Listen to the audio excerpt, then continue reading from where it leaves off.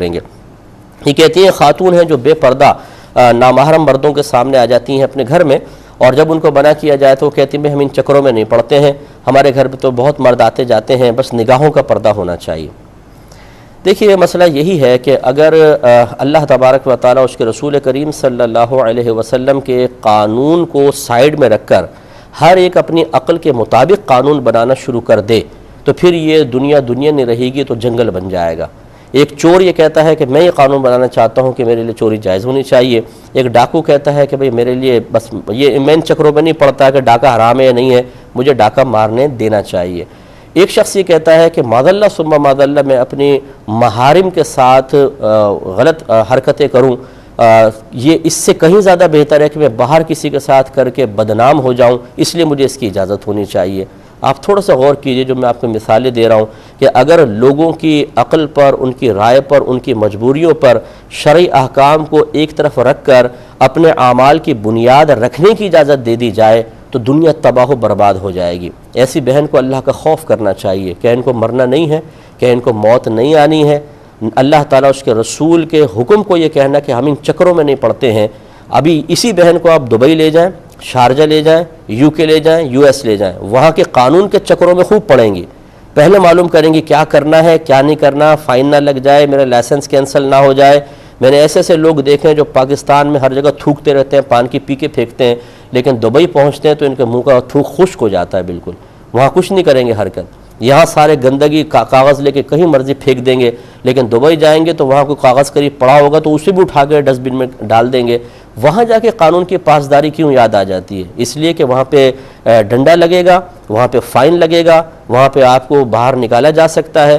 تو جہاں پر خوف محسوس ہوا وہاں اطاعت ہو رہی ہے، یہاں نہ اللہ کا خوف ہے، نہ رسول کا خوف ہے، نہ قرآن کے احکام کی پاسداری، اور ان کو چکر قرار دینا۔ ایسی بہن کو چاہیے، ہمارا مشورہ یہ اگر کاش وہ سن رہی ہوں، کہ تجدید ایمان کریں اور تجدید نکاح کریں۔ غیر مردوں کے سامنے بلا پردہ آنا یہ گناہ ہے، منع کیا گیا ہے۔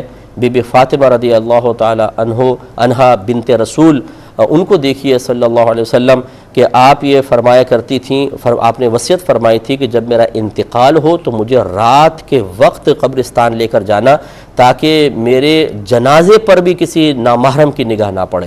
وہ ان کی شان دیکھیے اور ان عورتوں کا معاملہ دیکھیے کہ یہ مطلب اللہ تعالیٰ اس کے رسول کے حکم کو چکر قرار دے رہی ہیں۔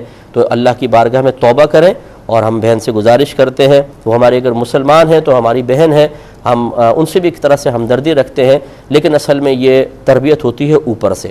میں اسی لیے والدین سے کہتا ہوں کہ گزارش کرتا ہوں کہ آپ اپنی اولاد کو اگر علم دین نہیں سکھائیں گے، ان کو دین کے قریب نہیں کر رہے ہیں تو اولاد کے ساتھ دوستی نہیں کر رہے، بہت بڑی دشمنی کر رہے ہیں۔ آپ مر کر دیکھیں، آپ کو پتہ چلے گا۔ ابھی آپ ہماری یہاں زبان شاید بند کر دیں، آپ ٹی وی کا چینل چینج کر دیں، آپ یہ کہہ کر یہ مولوی ہیں بولتے رہتے ہیں ان کو چھوڑو، یہ سب جملے آپ یہاں کہہ سکتے ہیں، دو چار آپ کو تائید والے بھی مل جائیں گے، لیکن مرنا تو آپ نے ہے۔ مرنے کے بعد کیا ہوگا ذرا یہ اپنے قرآن سے پوچھئے، اپنے نبی سے پوچھئے، حدیثوں سے پوچھئے، وہ آپ کو بتائیں گے کہ اس طریقے سے جو شریعت کا مذاق اڑائے، شریعت کے احکام کو معمولی سمجھ کے پس پش پھینکنے کی عادت ڈال لے تو وہ اس کا انجام اچھا نہیں ہے۔ اللہ تعالیٰ رحم فرمائے۔ اور یہ کہنا کہ جی نگاہوں کا پردہ ہے خالی کچھ بھی نہیں، یہ بالکل غلط ہے۔ نگاہوں کا پردہ بھی ہوتا ہے اور ظاہری پردہ بھی ہوتا ہے، دونوں طرح کا پردہ اختیار کرنا ہوگا۔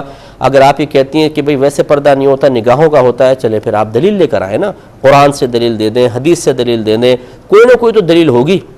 یا آپ یہ کہیں کہ بس میری عقل کامل ہے، میں جو کہہ دیتی ہوں وہ صحیح ہوتا ہے، چلیں اسی کو ثابت کر دیں کہ آپ قرآن و حدیث سے کہ جی آپ کو اتنا اللہ نے علم دے دیا اور اتنی سمجھداری دے دی ہے کہ جو آپ کہتی ہیں وہ بالکل صحیح ہے۔ تو لہٰذا عاجز انکساری اختیار کر کے تکبر سے ہٹ کر ذرا تھوڑا سا سوچئے۔ شیطان نے بھی تکبر کیا تھا اور اللہ کے حکم کے مقابل کیا تھا، اور اللہ تعالیٰ نے فرمایا ابا واستکبر وکان من الکافرین، اس نے انکار کیا، تکبر کیا اور کفر کرنے والوں میں سے ہو گیا۔ میں ایسے تمام بہنوں اور بھائیوں سے گزارش کرتا ہوں، ایک مسلمان بے عمل ہوتا ہے اور وہ مطلب بے عملی میں بہت مصروف عمل ہوتا ہے، لیکن وہ شرعی احکام کو مان رہا ہوتا ہے کہ نہیں ہے لیکن میری کوتاہی ہے، اور ایک ہے کہ وہ شرعی احکام کے اوپر کلام کر رہا ہوتا ہے اور بے عملی اختیار کر رہا ہوتا ہے۔ ان دونوں میں فرق ہے۔